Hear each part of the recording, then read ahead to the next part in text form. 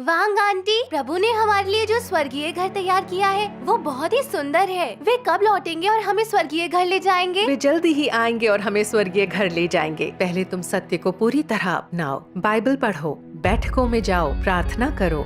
जब बड़ी हो जाओगी तब प्रभु के लिए प्रचार और कार्य करना। इस तरह से हम प्रभु की प्रतिज्ञा और पुरस्कार को पाने लायक हो सकेंगे। हमें स्वर्ग के राज्य में प्रवेश करना है तो चौकन्ना और तैयार रहना होगा। प्रभु में विश्वास रखकर उनके मार्ग का अनुसरण करना चाहिए। जब प्रभु आएंगे तो वे हमें स्वर्ग के राज्य में उन्नत करेंगे। हमें स्वर्ग के राज्य का आशीष मिलेगा।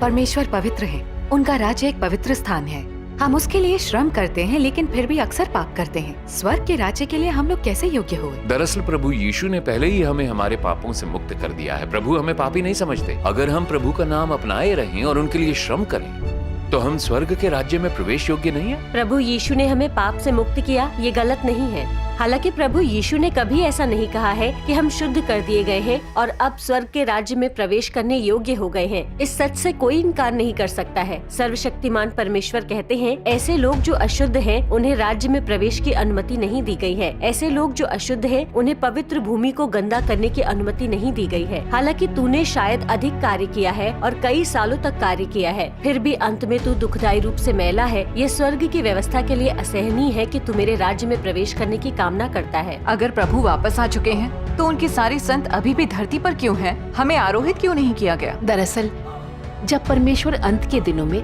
अपने संतों को ले जाने के लिए आते हैं तो वे उनका न्याय करने, उन्हें शुद्ध करने और विजेता के रूप में पूर्ण करने के लिए सबसे पहले अपने सिंहासन के सामने लाते हैं। क्या यही तरीका नहीं है संतों को स्वर्ग के राज्य में उन्नत करने का? वे लोग जिन्हें परमेश्वर का उद्धार प्राप्त हो जाता है, जो पूर्ण और विजेता बना दिए जाते हैं, ऐसे लोग होते हैं जो परमेश्वर के वचनों पर अमल करते हैं और धरती पर उनके मार्ग का अनुसरण करते हैं। वे उनके राज्य के लोग होते हैं। हमने बरसों प्रभु यीशु में विश्वास किया है, प्रभु के लिए हमेशा काम किया है और अनेक यातनाएं सही हैं। अगर हम अंत के दिनों में सर्वशक्तिमान परमेश्वर का कार्य स्वीकार न करें तो क्या हम वाकई स्वर्ग के राज्य में प्रवेश कर पाएंगे? अंतिम दिनों का मसीह जीवन लेकर आता है और सत्य का स्थायी एवं अनंत मार्ग प्रदान करता है।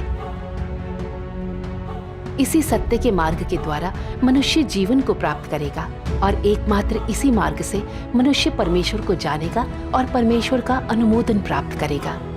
परमेश्वर के वचन एकदम स्पष्ट हैं। यदि तुम अंतिम दिनों के मसीह के द्वारा प्रदान किए गए जीवन के मार्ग को नहीं खोजते हो तो तुम कभी भी यीशु के अनुमोदन को प्राप्त नहीं कर पाओगे और कभी भी स्वर्ग के राज्य में प्रवेश करने के योग्य नहीं बन पाओगे। यह बात खास तौर से अंत के दिनों में परमेश्वर के न्याय के कार्यों पर लागू होती है। मानव जाति को बचाने के लिए उनके काम का यह सबसे महत्वपूर्ण और आवश्यक चरण है। हमें परमेश्वर के वचनों का न्याय और ताड़ना स्वीकार करना चाहिए। उद्धार और स्वर्ग के राज्य का यही एकमात्र मार्ग है। मुझे मेरे सपने से जगाने के लिए सर्वशक्तिमान परमेश्वर का धन्यवाद। मुझे परमेश्वर की वाणी सुनने देने और उनके सिंहासन के सामने उन्नत करने के लिए धन्यवाद। आमने सामने परमेश्वर के न्याय और शुद्धिकरण को स्वीकार करना परमेश्वर की विशेष दया और कृपा है।